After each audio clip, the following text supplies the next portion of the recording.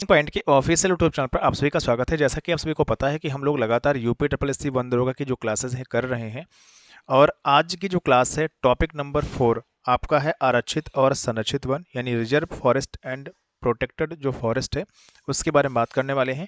और आप सभी को पता है कि ये हमारा जंगली बैच है जिस पर आपकी जो पेड क्लासेस हैं चल रही हैं।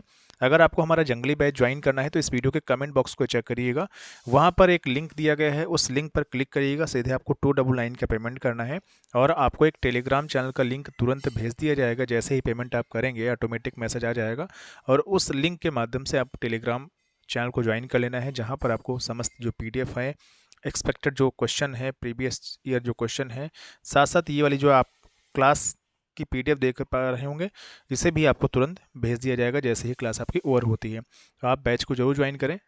एक रिचार्ज से कम का प्राइस जो है रखा गया है और काफ़ी मेहनत से जो शानदार नोट्स हैं वो हैंड रिटन यहाँ पर तैयार किए जा रहे हैं। चलिए बढ़ते हैं अपने क्लास की तरफ। बात करने वाले हैं, सबसे पहले आपको समझना चाहिए कि आरक्षित वन किसे कहते हैं और संरक्षित वन किसे कहते हैं।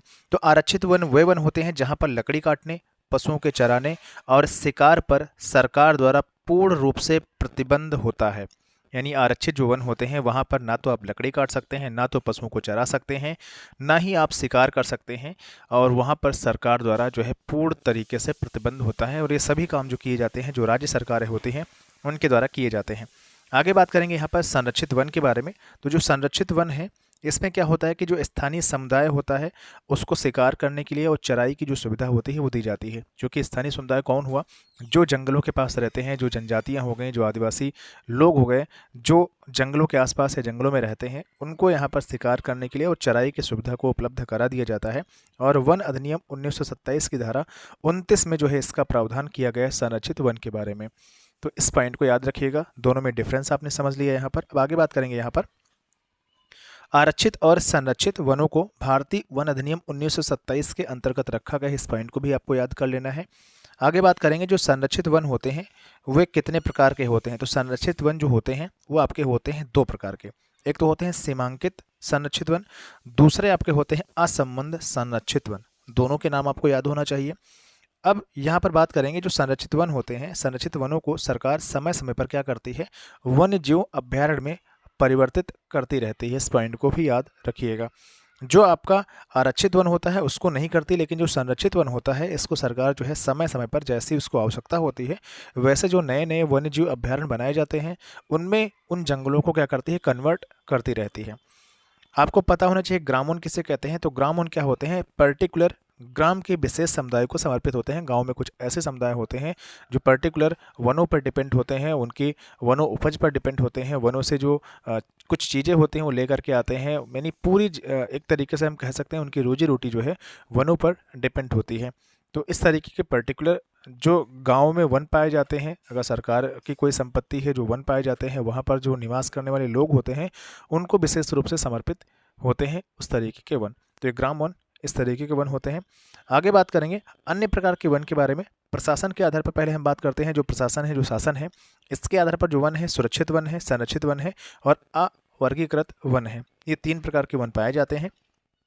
जो सुरक्षित वन है जहाँ पर सरकार जो है क्या करती है, देख रेख करती है, और इसके अलावा पशुचारण और मनुष्य का जो प्रवेश होता है वो इसमें निषिद्ध होता है। मतलब पशुचारण आप नहीं कर सकते हैं सुरक्षित वन में, और मनुष्यों का जो प्रवेश होता है उसे यहाँ पर जो है निषिद्ध किया गया है, मतलब मनुष्य भी वहाँ पर नहीं जा सकते हैं।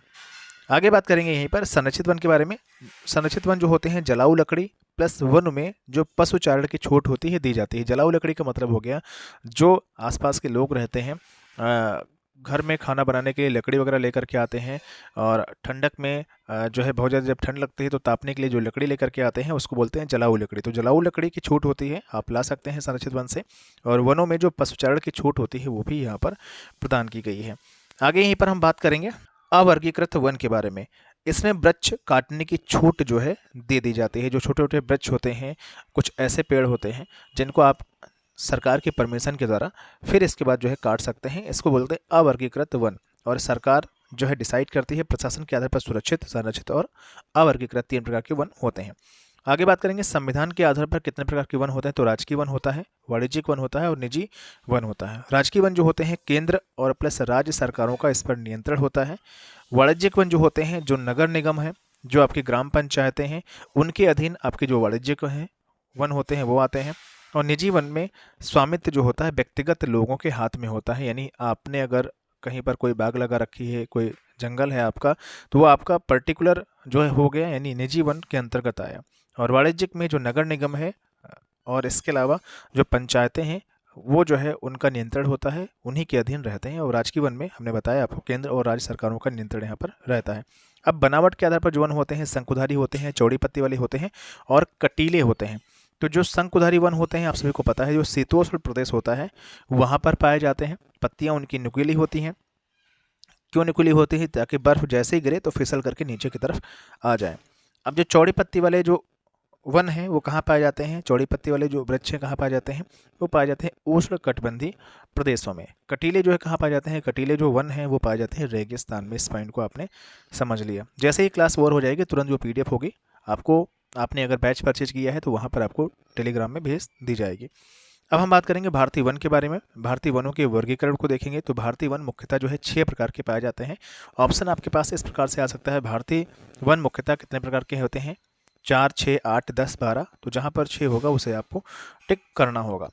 अब हम शंकुधारी वन के बारे में बात करेंगे। शंकुधारी वन का दूसरा नाम है पर्वतीय वन, जो पाए जाते हैं हिमालय क्षेत्रों में। पत्तियां इनकी नुकीली होती हैं, हमने बताया कि ताकि जो बर्फ गिरे वो आराम से फिसल करके नीचे की तरफ आ जाए। सदाबहार जो वन होते हैं यहाँ पर जो वर्षा जहाँ पर पाई जाती है 200 प्लस सेंटीमीटर, यानी जहाँ पर वर्षा जो होती है 200 प्लस सेंटीमीटर से अधिक होती है वहाँ पर सदाबहार जो वन है वो पाए जाते हैं। इनकी जो लकड़ी होती है बहुत ही कठोर होती है। आर्थिक दृष्टि से बहुत ही उपयोगी वन होते हैं। जैसे इसमें आते हैं बेत है, सिनकोना है, रोजवुड है। ये सभी जो वन हैं, सभी जो पेड़ हैं वो आते हैं सदाबहार वन के अंतर्गत, क्योंकि ये सभी जो पेड़ हैं 200 प्लस जहाँ पर वर्षा होती है वहीं पर उगते हैं। सदाबहार का मतलब हो गया हमेशा वर्ष भर ये हरे भरे रहते हैं, जो कि इतनी वर्षा यहाँ पर हो जाती है।